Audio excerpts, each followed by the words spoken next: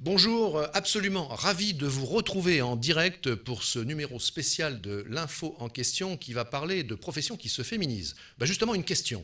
Quelle image avez-vous d'un avocat, d'un commissaire-priseur, d'un notaire ou d'un huissier de justice?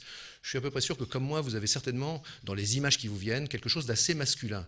Eh bien, on va certainement vous étonner. Gros plan sur ces professions qui se féminisent et qui changent beaucoup.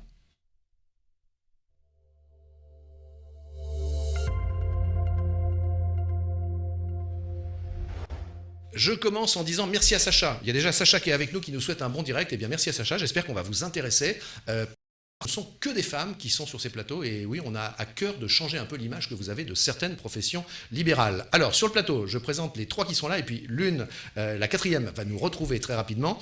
Emmanuelle Duguet-Chauvin, vous êtes notre avocate, avec un E à la fin. Il y a beaucoup d'avocates en France? Énormément, Oui. puisque la profession se féminise. 70% des femmes maintenant sont avocates, avec un clivage entre le barreau parisien et les barreaux de province. Précisons que vous appelez Emmanuelle Duguet-Chauvin et que Madame Chauvin était... La première femme avocate, Jeanne Chauvin, en 1900. Emmanuelle Duguet-Chauvin, vous êtes tout un symbole sur ce plateau. J'espère, De ce fait. tout comme mes homologues sur ce plateau. Alors, juste à côté, la femme à la veste rouge. Alors, on a envie de dire Delphine, parce que je devrais dire maître, parce que toutes ces professions, notaire, avocat, huissier de justice, commissaire-priseur, on dit maître. Maître Delphine Frémaux-Lejeune, veste rouge. Et on vous voit beaucoup, Delphine, dans Affaires conclues, l'émission de France 2 avec Sophie Davant. Vous êtes peut-être la plus médiatique du plateau qu'on va constituer aujourd'hui. Écoutez, j'ai la chance effectivement de toutes les semaines participer à l'émission Affaires conclues en tant qu'expert. Ça fait 6 mois que je partage cette expérience sur le plateau d'Affaires conclues avec les commissaires-priseurs de l'équipe, Sophie Davant, et c'est une expérience absolument merveilleuse. Vous êtes devenue une femme de télé. Et absolument, j'ai un nouveau métier. En plus de celui de commissaire-priseur que j'exerce tous les jours, j'ai un nouveau métier, c'est participer à cette émission de télé très emblématique sur France 2 et qui a un succès d'audience phénoménal. Vous êtes à l'aise donc sur ce plateau? Écoutez, je vais faire de l'émission. Ouais, ce qui vous stressait un peu, c'est que c'était en direct. Mais en direct, c'est sympa parce qu'on a l'habitude de retrouver nos amis internautes qui nous suivent. Donc à ma gauche, Séverine Oui. Bedford-Le-Canu. Oui. Donc vous êtes notaire. Oui. Ça fait combien d'années? Écoutez, j'ai prêté serment en 2012, Ouais. mais contrairement aux avocats, nous, la première femme notaire, elle a prêté serment en 1949. Donc vous voyez déjà le décalage. Alors, Aline Husnet, huissier de justice, va nous rejoindre juste après que Léa Quentin, notre chroniqueuse, nous ait donné quelques éléments de contexte. Voilà, qu'est-ce que vous pouvez nous dire sur ce sujet de ces professions libérales qui se féminisent? Bien sûr. Alors, je commence tout de suite avec un chiffre qui est 43%. 43% des titulaires de professions libérales sont... Donc, on est proche de la parité, pas encore, mais ça va venir, j'y crois.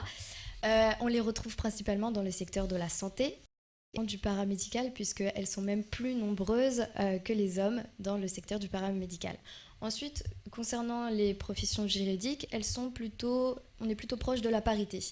En revanche, les activités Et même un peu plus économiques- d'ailleurs chez les avocats, Tout à comme nous fait. disait Aline. Les bancs de la faculté C'est vrai. de droit se remplissent d'étudiantes féminines.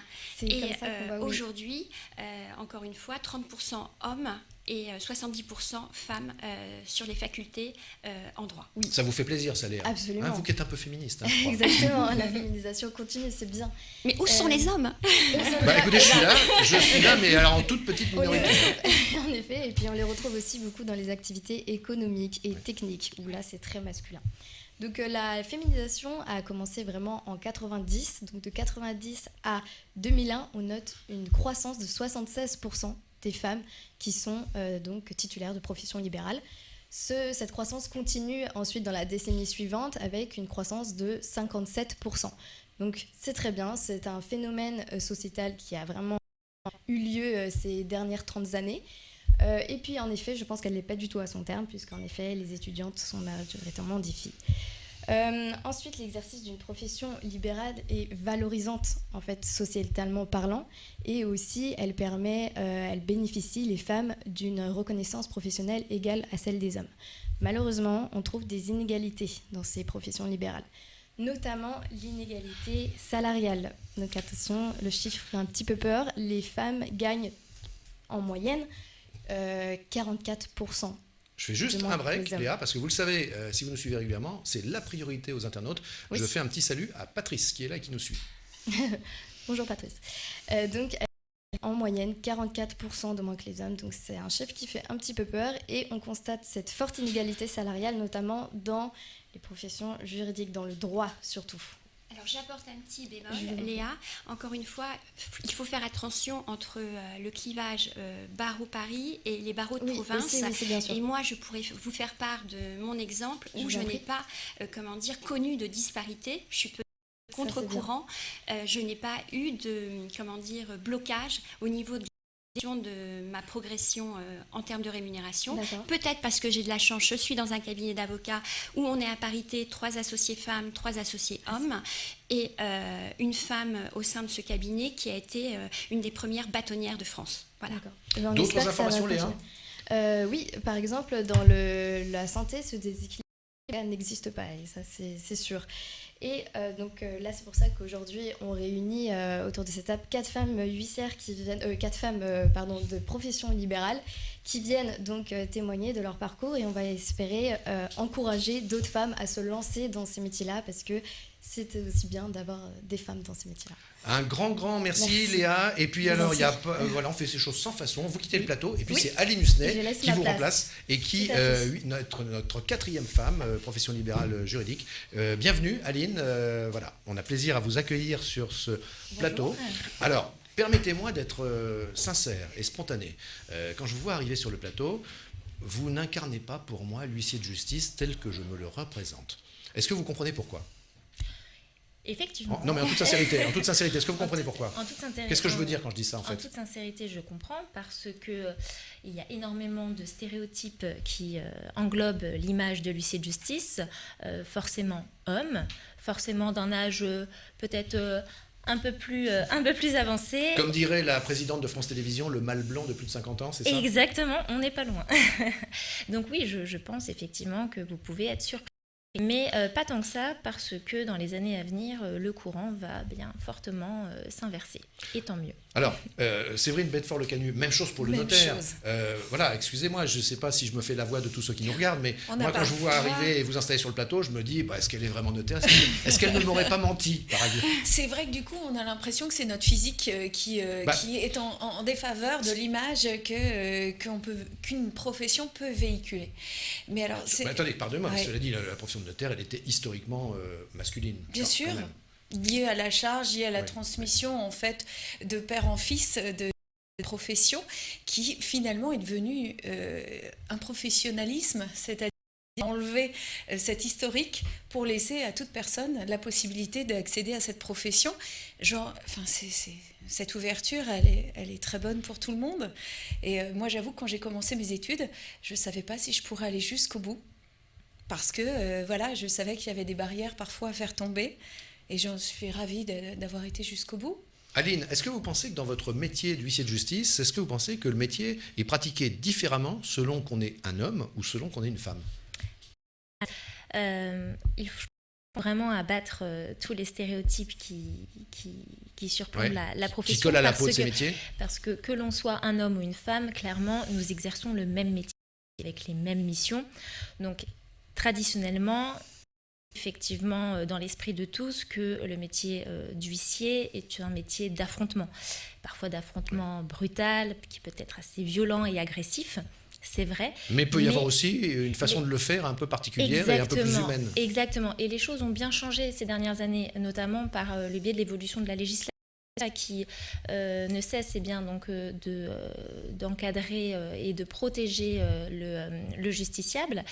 Et quand bien même que nous soyons huissiers hommes ou femmes, je pense que nous priorisons tous la relation humaine et c'est essentiel.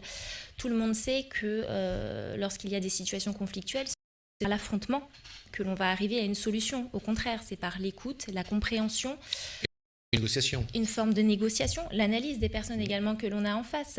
Et je pense vraiment que l'appréciation d'un bon huissier ne tient pas à son genre, mais tient simplement aux qualités intrinsèques même de l'huissier de justice. le sang-froid, l'énergie, mais aussi la souplesse et le tact.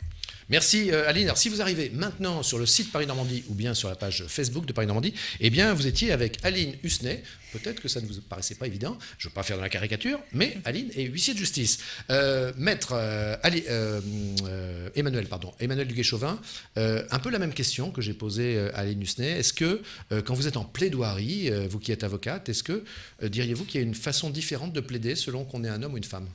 Oui, je pense, et particulièrement à la douceur persuasive. Il y a des qualités chez les femmes qu'on ne retrouve pas forcément chez les hommes. Mais dans le métier d'avocat, ce qui est particulier dans la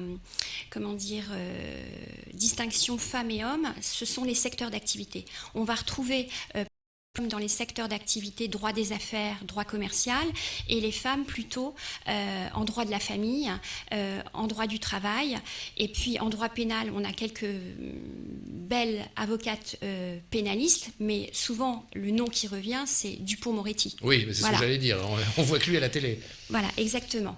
Donc je pense que les femmes y sont aussi pour quelque chose, parce qu'elles peuvent avoir moins d'appétence pour le droit pénal, moins d'appétence pour le droit des affaires, et puis là on est 4 professions juridiques réglementées, mais il faut savoir qu'on est aussi des chefs d'entreprise. Et pourquoi il y a eu moins de femmes au niveau des comités de direction à la tête de cabinet? C'est parce que les femmes avaient moins d'appétence pour la direction. Aujourd'hui, on assiste à un renversement de la situation où les femmes non seulement sont avocates, notaires, huissiers, mais gèrent une entreprise. Alors, les internautes sont là. Merci, vous êtes nombreux à nous suivre et ça nous fait plaisir. Alors, je vais vous faire plaisir à vous qui êtes sur le plateau, puisque j'ai Ami Karim qui nous dit qu'il travaille dans le BTP, que évidemment, on le comprend, c'est un milieu, dit-il, je reprends son terme, assez macho, mais il dit que les femmes au travail, eh bien, lui, il y croit vraiment, et il vous adresse un bravo mesdames. Hein, vous voyez, donc, merci Karim. Bon, alors, maintenant... Delphine, commissaire-priseur, tiens, pourquoi on vous appelle maître tout autour de la table? Ça vient d'où, ça, le fait de vous appeler maître? On a une maîtrise en De la maîtrise en droit, c'est ça l'origine? Oui, et puis il y avait aussi une représentation de l'État sur les territoires, en fait. Oui. Ce sont des métiers où on est assermenté, et donc on est représentant de l'État sur nos territoires, d'où le titre, le titre qui symbolise un peu cette incarnation. Moi, je voulais rebondir... interventions. Oui. J'ai trouvé très intéressant ce que tu disais. Un homme ou une femme, finalement, c'est pas le sujet.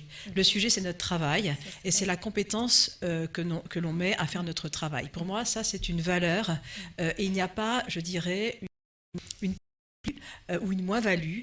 Ce qui est intéressant, c'est la compétence dans le travail. Ça, pour moi, c'est le premier point. Pour rebondir, Emmanuel, sur ce que tu disais, ce qui me paraît aussi très important, c'est que certes, nous sommes des professions juridiques et libérales, mais nous sommes surtout des chefs d'entreprise. Et ça, c'est un point essentiel dans nos métiers. On n'est plus simplement l'huissier, le commissaire-priseur, le notaire ou l'avocat, où on exerce la profession libérale. Nous exerçons dans le cadre d'une société. Nous gérons du personnel, les problématiques de l'entreprise. Et ça, c'est une notion essentielle que les jeunes femmes doivent appréhender. Ça, on va y revenir, parce que justement, la première partie, c'était cette féminisation de vos professions. La deuxième partie, ça sera effectivement vos métiers qui évoluent. Et là, oui, vous l'avez dit, Delphine, c'est vrai, il y a une époque, Madame l'avocate, on n'aurait pas volontiers dit que le cabinet d'avocats était une entreprise comme les autres, alors qu'aujourd'hui, on commence à concevoir que c'est une entreprise comme les autres. C'est une société, comme une autre commerciale. Vous êtes d'accord, mais il y a quoi, quelques années où on n'aurait pas osé dire ça. À la limite, ça aurait peut-être été même un peu malvenu de le dire. Voilà. Hein, oui, le mouvement est amorcé depuis au moins une quinzaine d'années. Mais le changement de culture est compliqué dans notre profession. Alors, avant d'y venir à ces professions qui ne font pas que se féminiser, mais également qui se modernisent, n'hésitez pas d'ailleurs, n'hésitez pas à poser vos questions. Vous avez une question à un huissier, un notaire, une avocate, pardon, je devrais dire une. On dit bien une huissier. Une huissier. Une huissier. On ne dit pas une notaire. C'est un peu difficile. C'est difficile. Oui, c'est un peu difficile. Alors, un notaire Un femme notaire, ou un c'est notaire vraiment féminin. sexué. J'ai vraiment l'impression de ça. Une commissaire-priseur ou une avocate, posez vos questions à Aline, Séverine, Emmanuel et Delphine. On ne va pas vous demander à combien vous évaluez mon stylo, Delphine. Ah, mais hein. Bon. Alors, c'est justement, le on passe à- vôtre, Sylvain, donc il vaut forcément... On passe. Alors, assez de flatterie comme ça, Delphine. On passe à vous, et à la télévision. Une commissaire-priseur se retrouve femme de télévision. Encore une fois, on l'a dit tout à l'heure dans l'émission de Sophie Davant, Affaires conclues. Justement, la télé, les uns ou les autres. Bon, ici, oui, on en fait, mais France 2, cette rencontre qui se passe là-bas à la Plaine-Saint-Denis, les coulisses, l'arrière-boutique. Est-ce que c'est d'y faire son trou quand on est une femme, puisque c'est bien votre cas? Je reviens sur ce que j'ai dit tout à l'heure. Pour moi, le sujet n'est pas là. C'est-à-dire que... Non, mais ce que vous avez constaté, vous êtes arrivé facilement à ce... Une véritable volonté du service public, vraiment forte, d'ancrer les femmes dans un programme comme celui-ci. Nous sommes en plus des experts, nous sommes des sachants, et effectivement, l'idée est de bousculer l'image traditionnelle du sachant, souvent expert, qui est un médecin, un notaire, un avocat, etc., qui est souvent un homme. Et bravo le service public de dire, ben voilà, les femmes sont capables d'occuper ces postes, on les met en avant, et moi je suis très fière de participer à ce mouvement, parce que quelque part, c'est donner l'idée et l'envie à des femmes plus jeunes de faire des études, et peut-être de passer des examens pour, dans quelques années, devenir notaire, avocat, commissaire-priseur en ce qui me concerne, puisque l'émission, les experts, nous sommes des commissaires-priseurs. Et je trouve que c'est intelligent et c'est certainement absolument nécessaire pour faire évoluer les mentalités et la culture de notre pays. Mais je trouve que c'est bénéfique et c'est vraiment par le haut de dire on met en valeur des femmes à des postes symptomatique, le rôle de commissaire-priseur, et on les fait s'exprimer tous les jours à la télévision. C'est une vraie valorisation de notre métier. On peut dire des postes de responsabilité, des postes aussi, on peut dire un peu de pouvoir, peut-être, Oui, un peu vu par le grand public. Et Emmanuel. je complète, Sylvain, moi je pense à notre ministre de la Justice, notre garde des Sceaux, à Rachida Dati qui a été également garde des Sceaux, à la présidente de la Cour de cassation qui a été également une femme. Donc on a des femmes au niveau politique et au niveau des ministères qui sont très présentes. Dans la magistrature également. Ces 4 métiers que vous incarnez, huissier, notaire, commissaire-priseur, avocat, est-ce que c'est un bien pour vous que, à la faveur de l'évolution de la société, l'évolution aussi de vos façons à vous de faire votre métier, bien vous descendiez un peu de votre piédestal, que vous soyez considérés comme étant un peu plus proches des uns des autres? Enfin, moi, je veux dire, spontanément, je fais partie des gens qui n'iraient pas forcément très spontanément comme ça voir un notaire, parce que ça m'impressionne un peu, ou un avocat, ou un commissaire-priseur. Est-ce que vous n'avez pas été distancé, peut-être, de la relation au public? Je ne sais pas, je me pose la question. Je suis assez d'accord. C'est-à-dire que, en fait, la profession, le métier, a une aura beaucoup plus forte que la personne. Ce qui fait que certaines personnes ont peur de venir chez nous, pousser la porte. Et même quand on est chez le notaire, d'ailleurs, on est un petit peu comme ça. En fait, ils ont l'impression qu'ils vont prendre un cours de droit et qu'ils sont un peu sur la pointe des pieds quand ils rentrent chez nous en disant j'ose pas poser les questions parce que je vais avoir l'air bête. Voilà, c'est un peu ce qu'on ressent parfois dans nos bureaux où ils nous disent est-ce que je peux poser cette question-là? Vous allez me trouver bête. On leur dit toujours qu'il n'y a que des questions, les questions sont parfois les réponses, mais qu'au contraire, il faut pouvoir poser des questions. Et je pense que les notaires des anciennes générations avaient une posture qui n'empêchait pas la relation humaine, comme on disait, l'humanité de donner aux relations qu'on a avec les clients aujourd'hui. Et c'est vrai, je vous rejoins, on est quand même plus proche de nos clients aujourd'hui. Donc au motif, maître Aline Husnet, allez, Aline. On a dit qu'on était proche avec les gens. Aline. Pour avoir une relation, je me mets un peu à la place de ceux qui nous écoutent, qui ont eu ou auront peut-être un jour une relation avec un huissier, est-ce qu'on peut leur donner un conseil? Comment on garde facilement la relation avec un huissier avec lequel on est en relation? Est-ce qu'il y a des façons de faire qui facilitent la relation? Est-ce qu'il y a des petits trucs comment il faut se comporter pour que ça se passe mieux, je dirais. Alors je suis très concret. Hein. Alors pour le coup, je pense... Alors tout dépend si on se place... par rapport à l'huissier, si on se place du côté du Oui, client de quel côté on se ou place, de quel bien côté on sûr. se place, parce que moi j'ai deux côtés à gérer. Du côté client, Dont les intérêts divergent. dont les intérêts Bien sûr. divergent, forcément. Et en tant qu'huissier, nous sommes là pour assurer la trouver médiation, un trouver un médiateur terrain commun. d'entente et que régler les Alors la problèmes façon, de la façon façon juste. de vous aborder, la façon de vous parler, la façon de trouver une solution avec vous, est-ce que vous avez des Alors, recommandations? Par rapport aux clients, je pense que ce n'est pas à nos clients de trouver le mot juste, c'est plutôt aux professionnels de s'adapter, d'adapter un discours clair, un discours facilité pour la bonne compréhension du droit, qui n'est pas donné à tous, parce que si nous n'avons pas fait d'études de droit, nous ne pouvons pas tout savoir. Donc c'est à nous de nous positionner et de nous... je ne veux pas dire abaisser, mais de rendre le droit accessible, ça c'est à nous de le faire. Après, pour ma part, la relation avec les personnes débitrices, c'est autre chose. Là, on sera plus dans la négociation, mais on est obligé d'assurer, là pour le coup, un certain, j'ai envie de dire, pouvoir ou de prendre une certaine autorité. On peut peut-être rappeler aussi que la négociation avec un huissier, là encore une fois, je suis très, très pragmatique, peut toujours trouver des façons de fonctionner, notamment en proposant des échéanciers. On n'est pas forcément... Exactement. Les mesures d'exécution n'arrivent vraiment qu'en phase finale, et s'il n'y a pas de négociation au préalable. Il faut montrer la bonne volonté. Il faut montrer la bonne volonté. Et en tant qu'huissier, on est là également pour analyser les gens que nous avons en face de nous, parce que forcément, il y a toujours des gens de bonne ou mauvaise foi. On est le sachant. Oui, Donc, oui. Et en étant le sachant, ça ne veut pas dire qu'on sait tout et qu'il faut aller vers nos clients. Il faut aller vers nos clients, il faut les écouter. Et ça, je crois que c'est la première qualité de nos professions juridiques, c'est l'écoute. L'écoute. Je ne sais pas si ces 4 professions impressionnent les internautes qui nous suivent, mais alors là, pour ce direct, c'est assez calme. Oui, alors, justement, moi, je pose une question à ce sujet.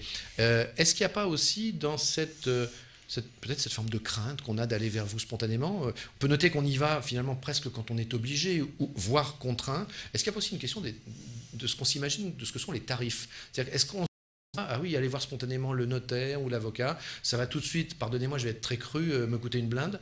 Non, mais attendez, alors qu'on note que dans bien des cas de gestion d'affaires, même familiales ou même personnelles, le fait de consulter en anticipant permet peut-être de mieux régler les problèmes le moment venu. Oui, tout à fait. Il y a une méconnaissance sur les honoraires pratiqués par alors les vous nous avocats. rassurez. Il faut gagner sa vie quand même, maître. Parce que, comme l'a rappelé également Delphine, on est une entreprise, donc il faut bien sûr qu'on soit à l'équilibre. Mais est-ce qu'on peut avoir une relation... Le premier rendez-vous, souvent, est fait à titre gratuit. Oui. Donc, vous avez des sessions de consultation à titre gratuit, d'ailleurs? Tout à fait, on fait des permanences à la maison de l'avocat. Donc, il y a eu vraiment un travail de l'accès à la justice et permettre justement aux justiciables d'avoir accès à un avocat. Donc, à nouveau, un préjugé. À nouveau, un préjugé. Mais on est un peu là pour les faire tomber, voilà. Les préjugés.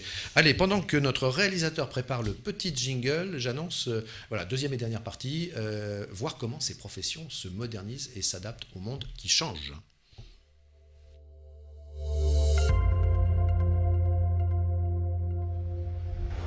J'essaie d'être très concret. Qu'est-ce qui a profondément changé, je ne sais pas, entre il y a 20 ans, 30 ans, 40 ans, et maintenant? Comment ces professions s'adaptent, encore une fois, le fameux lieu commun, le monde qui change, la numérisation et tout ce qui va avec.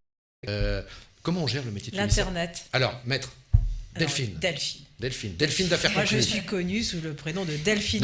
Delphine d'affaires conclues. Delphine d'affaires conclues. Voilà. Alors, oui. pour répondre à la question. Aparté, la première chose qui a beaucoup changé, c'est qu'aujourd'hui, un petit exemple très concret, moi, j'organise des journées d'expertise gratuites très régulièrement, de façon à ce que les gens viennent à mon bureau. On vient avec son objet. On vient avec son objet, c'est très sympathique. Les gens viennent, ils ont une photo, l'objet. Ils ne savent pas à quoi sert l'objet, ils ne savent pas ce que ça vaut, quelle est son histoire, etc. Et donc, ils viennent pour avoir le renseignement. Et ça, c'est très sympathique de rencontrer les gens, de discuter, d'essayer de comprendre à quoi sert cet objet, de les... Les gens repartent. Les gens sont aujourd'hui très attachés à leur patrimoine, ont envie de savoir, sont curieux. Il y a un vrai... Curieux d'apprendre. Il y a un vrai retour aussi sur les racines, sur l'histoire de sa famille, etc. Donc ça, c'est un premier point. Le deuxième point qui a fait que ça a beaucoup changé notre métier, c'est Internet. Internet, aujourd'hui, c'est porte ouverte pour nous, commissaires-priseurs extraordinaires, puisque tous les objets qui nous sont confiés, vous savez qu'on nous confie des objets par 3 voies, décès, divorce, déménagement. Nous, c'est la règle des 3D. Les 3D, oui. Les 3D. Donc, c'est les 3 sources par lesquelles nous avons des objets qui nous sont confiés pour les mettre en vente aux enchères. Et ce qui a beaucoup changé, c'est Internet, puisqu'aujourd'hui, nos acheteurs sont mondiaux. Un petit objet, tiens, vous me confieriez ce mug Paris-Normandie TV, je le mets aux enchères avec une photo, une description, on le met en ligne et il est donc propulsé. Je peux le vendre, ça? Pourquoi pas? Pourquoi pas? Il est propulsé dans le monde entier grâce à Internet, parce qu'on met sur des sites Internet dédiés aux ventes aux enchères qui sont vus dans le monde entier, et donc nous allons avoir des acheteurs du monde entier. Dans chaque vente, hein, dans chaque vente, il y a le même public pour présent. voilà, et puis, même on voit pour un lot à 10 €. Vous voyez, Oui. donc ça a fondamentalement changé notre métier. Par exemple, allez, l'huissier. Qu'est-ce qui a changé? On est simple, on est concret. Qu'est-ce qui a profondément changé? Beaucoup de choses, et à venir également. Déjà, donc, une des activités principales de l'huissier, le constat. Le constat, donc donner à tout justiciable une preuve juridique. Donc le constat classique était le constat par voie avec cliché photographique. Maintenant, le constat vidéo se développe de plus en plus. On a également des formes de constat, le constat Internet, avec tous les réseaux sociaux. On est amené à... Donc là encore le numérique. Le numérique. Bien sûr. Et nous avons également donc, une autre mission monopolistique, la délivrance des actes justice et la dématérialisation des actes est également... Dans le notariat aussi. Dans le notariat, également. aujourd'hui, si vous achetez une maison, vous allez apercevoir qu'il n'y a plus de papier. Voilà, on cite sur des tout est virtuel. tablettes, la visioconférence qui a été aussi qui a un développement énorme parce qu'aujourd'hui les gens sont aux 4 coins de la France et n'ont pas toujours la possibilité de se déplacer. On fait des signatures en visioconférence. Ça c'est vraiment c'est le numérique qui nous a beaucoup aidé. Et aussi, je reviendrai sur la volonté de comprendre. C'est-à-dire qu'aujourd'hui, les clients ont besoin de comprendre. Oui, d'accord. Comprendre pourquoi ils viennent nous voir et comprendre en quoi on va leur être utile. Et c'est pour ça que tu expliques dans ta mission. Et c'est ça, c'est-à-dire ils ne savent pas à quoi on sert. Pas toujours. Ça veut dire c'est dommage. Est-ce que ça veut dire qu'ils sont un peu moins soumis qu'avant devant le sachant? Ça veut dire qu'on veut être un peu acteur de Avant, notre destin? ils signaient en disant est-ce que j'ai bien compris? Oui, Non, oui. mais c'est pas grave. Mais c'est Il pas m'a grave, dit qu'il j'ai fallait signé, signer, oui. donc je signe. Aujourd'hui, on ne signe plus à l'aveugle. On a besoin de comprendre ce qu'on signe et on a besoin d'avoir du conseil. Le conseil a pris vraiment une importance Moi, dans toutes nos professions juridiques. Emmanuel. Je compléterai Séverine sur ce que tu viens de dire. En règle générale, on pense tout de suite succession et mais le notaire ne sert pas qu'à ça. Bien sûr. Et il y a une méconnaissance en fait de toutes les facettes du notaire, comme celui d'avocat. Un avocat, c'est un formateur, c'est un coach, on fait des consultations, on va plaider. Il y a vraiment une multiple façon d'exercer ce métier. C'est comme nous, le commissaire-priseur, avec le marteau d'ivoire. Voilà. Le public nous voit sur notre tribune avec le marteau, pense que le commissaire-priseur tape du marteau, adjuge les objets, mais n'imagine pas tout le travail préalable à la préparation des ventes, les connaissances que nous devons avoir sur chaque objet.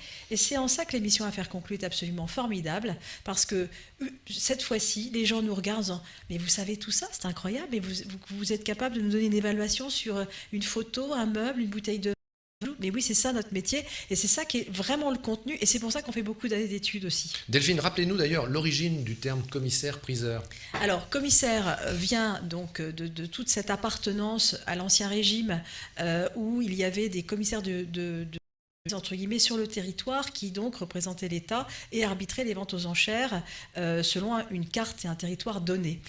Priseur veut dire priser, veut dire donner un prix. Donc nous sommes un commissaire donc, qui expérience et ce qui nous permet de donner des prix sur des objets en fonction de leur qualification, de leur authenticité, de leur ancienneté, de leur état, et c'est ça qui fait qu'on donne un et donc priseur. Vous voulez rajouter? Ben non, je voulais rajouter que tout ça, c'est très important. On ne comprend pas. En fait, pour nous, c'est pareil, on signe un acte. On ne voit pas tout ce qu'il y a en amont, le conseil qui a généré cet acte. Et comme je pense pour l'huissier, c'est-à-dire comment on en est arrivé là. Il y a toute cette phase de négociation amiable avant. Et voilà, moi je pense aussi aujourd'hui que il faut nous consulter en amont. J'ai un projet, j'ai une envie de céder un objet, j'ai besoin ce n'est pas forcément onéreux. de ce conseil en amont. C'est ce que vous m'avez dit, c'est ce que j'entends. Voilà, exactement. Et ça, nous, on souffre de ça. C'est-à-dire que parfois, ils viennent, le mal est déjà fait, Oui, c'est ça, et alors il faut essayer de réparer. C'est beaucoup plus compliqué. Nous, on a besoin de conseiller en amont. Notre plus-value, elle est là. Vraiment. Écoutez, on arrive au terme. Oui, Moi, Emmanuel. je voulais juste rajouter quelque chose. On a parlé beaucoup d'Internet, Ouais. mais il faut également parler de la concurrence.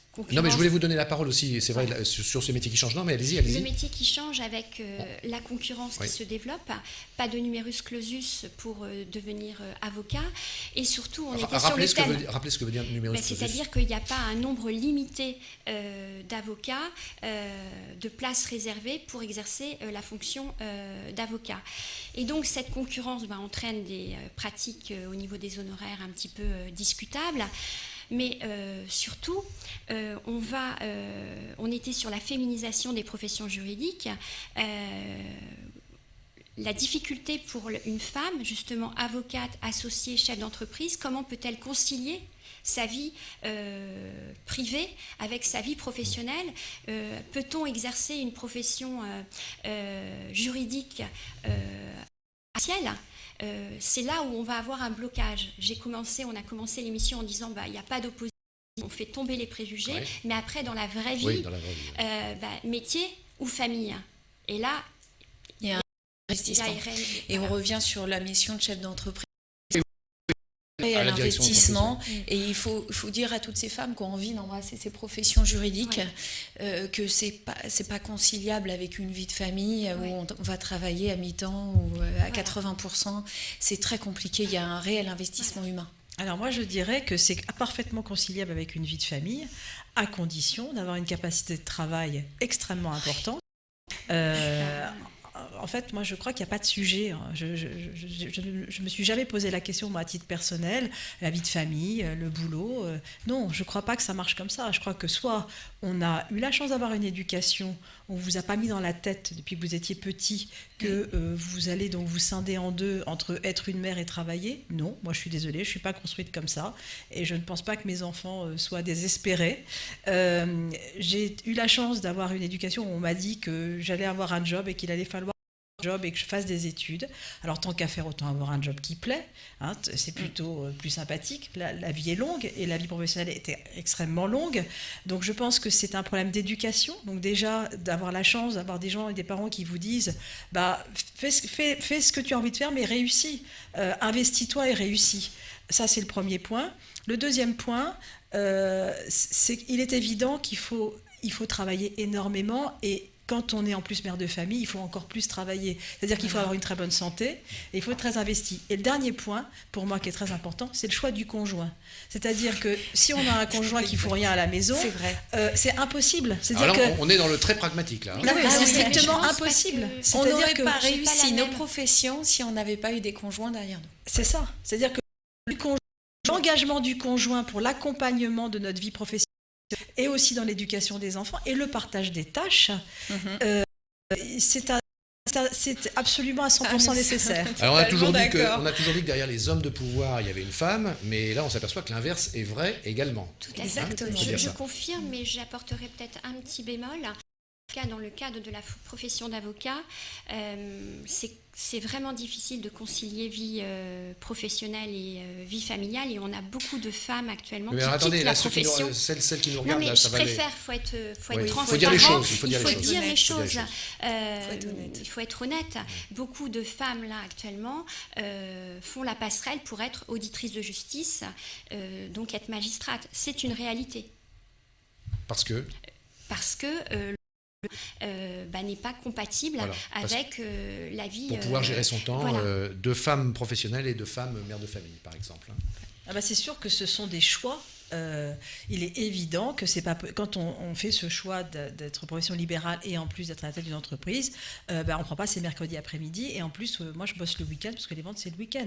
Mais après c'est une question d'organisation, de choix de vie. C'est faisable. Et c'est Oui, faisable. voilà. Tout le monde. Non, c'est faisable. Attendez, c'est faisable puisque vous le On a faites. l'air plutôt épanoui. Et voilà. Et on adore C'est nos faisable. métiers. Vous Mais il vous faut- n'avez pas l'air particulièrement épuisé à la Non, tâche. mais on se rend compte de beaucoup d'étudiantes qui arrivent dans nos professions et qui s'imaginent Oui. qu'elles vont pouvoir tout faire en un minimum de temps. C'est ça, Voilà, sans c'est ça. investissement. Dans la En 35 heures, c'est Ouais. pas possible. Non, non. La notion de 35 heures N'existe n'existe pas. pas. N'existe pas. Eh bien, écoutez, on va terminer par cela. Et puis, Ouais, c'est alors, ça, juste, on va faire un tout petit tour de table. Le petit mot que vous avez envie de dire à chacune et à chacun qui nous a regardé ou qui nous regardera, parce qu'après, on va passer en replay. Ou les petits conseils aussi de relation à chaque professionnel que vous êtes, dans la relation que vous avez aux gens qui vous font confiance. Et puis, juste pendant que vous réfléchissez quelques brèves secondes, moi, je voudrais qu'en régie, on nous mette le split screen avec les 4 femmes là, et qui ont. Voilà, vous nous avez fait le plaisir d'être avec nous. Voilà, moi, je suis très fier qu'on ait voilà, Séverine, notaire, qu'on ait Aline, huissier, qu'on ait Emmanuel, avocate, et qu'on ait Delphine, commissaire-priseur. C'est peut-être pas si souvent qu'on offre à ceux qui nous regardent ce tableau de métiers qui se féminise et qui.